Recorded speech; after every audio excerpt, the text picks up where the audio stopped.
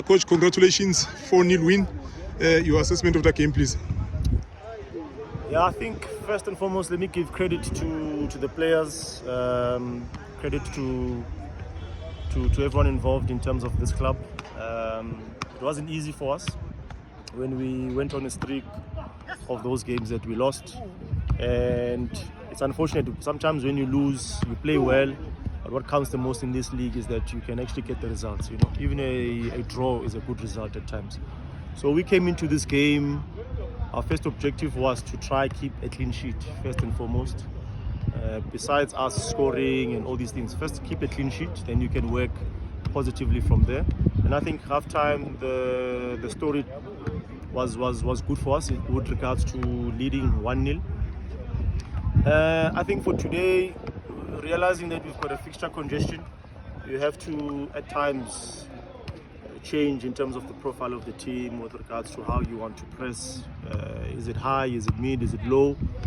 And I think today, with the players and the certain fatigue levels, we decided to change our approach. We found a goal in the transition, which is exactly one of the things that we had planned. We're not too concerned about controlling the game more with the ball. And the reason why I say that is, yes, when we are winning, and you want to control the game, but in our possession, we're not really looking at expensive play today. We're looking at getting to the right areas so that we can actually score. Because we realize sometimes, you know, we close our own opportunities if we don't play the ball forward as quick as possible. But yeah, I think it was important for the boys to take this one. I think second half, we also started very well, made a couple of subs that gave us good energy going up front. But I think overall, you know, to score the way we've been scoring today didn't come from creation per se. It came from maybe transition, so which is good. We told our boys that they need to learn to play a certain way, and not because we're not a good team or anything like that, but sometimes it is effective to actually do that. And you analyze the opposition. What are the strong points? And they did give us credit to OPOPO. They gave us a lot of challenges in the second half, but I think the most important thing is final score is 4-0, and we didn't concede a goal. Our keeper in the second half was not called into action a lot of times as well. I think it's down to how we defended with our first line and all the way to the last line. But I think today, very good. Some moments we want the boys to score more, but I think when you come from the results we've received in the past 5 games, you know, we will take this as a positive result, and also it's good for the boys to get their confidence back. Talking about the past results, it's 5 games, 5 losses. You know, sometimes, especially new teams, we've got a lot of young boys whose confidence can easily go down after 2 or 3 losses. Yeah. What are some of the things that you were doing to ensure that everyone remains positive, that the results will come, even though at times it looked like, you know, you guys were really struggling? Yeah, look, I think the biggest one is take stock of what you've been doing right. I think we are forever showing them positives of what we are doing correct, even despite the results, because as you said, it is quite easy for one to beat themselves up even more because you are losing. So we took stock of the positives that we were doing in certain matches, and then we also learned from the past results, because those are title contenders. There are certain behaviors, a certain attitude that the top 5 teams would have with regards to the different phases of the game, even in set plays. So we wrote down in terms of what did we learn from each and every game. Of course, we would have liked those 5 games, at least the last 2 or maybe 3, to get draws or positive result, because it's not like every game we're not learning, you know. But unfortunately, you've also said a very important point. The team is new. A lot of players haven't played ABC in this group of players, so we needed also to give them in terms of that confidence. And then in the training week, very important that we take a lot of like the planning is proper with regards to recovery, regeneration. That's very important because well, I firmly don't believe that we've lost now. We must punish the players or anything like that. No. I think it's important that we think forward, think about the next game. How best can we be fresh? How best can we basically have the right personnel as well? Another thing that we did was play a lot of team building fun games, because end of the day, these are human beings. These are human beings. They need to start the session on a positive note. Get to know each other as well, because as a new team there are some relationships that need to be developed. Some of them are developed under pressure, which is not so great, but of course you don't always dictate how the team develops. So yeah, a lot of team building games, and I think today I can say it worked.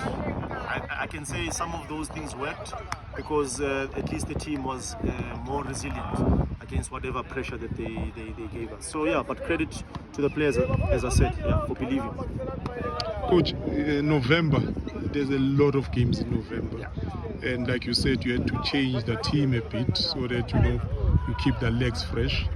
How difficult is finding the balance, keeping the legs fresh, but ensuring that, because the team is going through a difficult time, you are still able to field your best players in the team so that you are able to at least try and change your situation. But on the other side, you have to make sure that you have fresh legs, you have experienced players to surround the young players that you have in the team. So there's a lot of balancing that you need to do there. If you just take us through that process to be able to put together a team given all these conditions. Yeah. And that one is a difficult one if the results are not coming. I think it's quite understandable and also easier on the team when you make those changes and you have results, because also I think the best or the team we must always coach in that moment is the guys who are subs. We must always make sure that the subs are ready to come on, ready to start the game, because if they're despondent as well, not getting minutes, it's very important that we also recover the ones that we need to recover from injuries, because some of the challenges are sort of like injury based, and they're not, luckily for us, it's not like soft tissue or muscle related, rather. It's just basically knocks from games, and obviously some of the conditions that we play under in different fields, I mean, they're not the best fields, but yeah, it is what it is.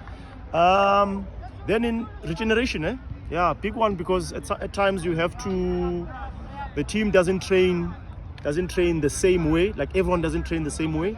You have to pick the individuals that you think, look, they've had more minutes, and then you have to give them a different program to the rest. Keep them fresh. You want to keep those ones fresh. As I said, the league is about repeated actions. It's about controlling all phases of the game.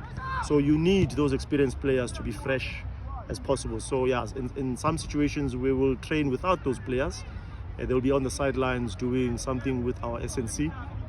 And then we'll bring them back just for them to restart their engine. But we prioritize freshness. Above everything else, we have to prioritize freshness. And then I think the biggest one as well is to, the balance. The balance is important because you have to trust some players. That's why you have to have a good squad, and you have to keep on challenging the ones who've been playing below the radar. You have to challenge them. You have to also, as I said, just trust them within the team concept to say, listen, we need you as a centre mid. The other centre mid won't start. Can you do the job? And then you try to prepare as best as possible, which is also difficult. Cut down in terms of the volume of training, keep the intensity high, but at times you have to, as I said, train less. You are training less actually. You're just fixing football problems. At times you just use video as well. A lot of times use video of your own team and opposition if you find footages. Yeah, so that's the trick, I think, and we are getting the hang of it. But it's not easy. It's not easy with a new squad. And how important is having players who can play multiple positions, especially when you're trying to find a passer? Because I noticed in the last game I watched, Prince Mark was playing in midfield, today was playing in defense. Yeah, look, I believe that players must play multiple positions because it's part of the game model that we have at Wits. It also gives you opportunities in the game to switch things while the players are in. You don't have to make a sub for you to basically change the team around. But it's also about the profile of the player. What type of a player is basically, let's say, for example, a Prince Manku or a Manju or anyone else. But you always try to play according to their attributes, their strengths, because you don't want to play a player off position. At times, I think we are forced in certain moments because maybe we realize the opposition might have a strong wing, and then we have to put what we think is the best player who can defend those situations. Or of course injuries. Some players are feeling not okay on game day, and then you have to make the last switches. But yeah, multi-functional players are very important in our team. I think in the league as well, so that you can control. Like even when we brought on our it was Kia, we also gave him a few instructions of possibilities of changing the structure. But luckily we didn't. So yeah, multifunctional players are very important because it's like a jack of all trades, and you need players like that to control the game when the game demands that we attack, when the game demands that we are controlling the right spaces. So they also give us a good balance. That balance you're talking about is exactly that, because then we can bring another player that we know is an attacker, and while we have enough defenders inside. So yeah, I think team sports like your basketball do this all the time as well, where they shift around players according to the scoreboard, of course. Yeah. Coach, thank you very much for your time and all the best going forward. Thank you.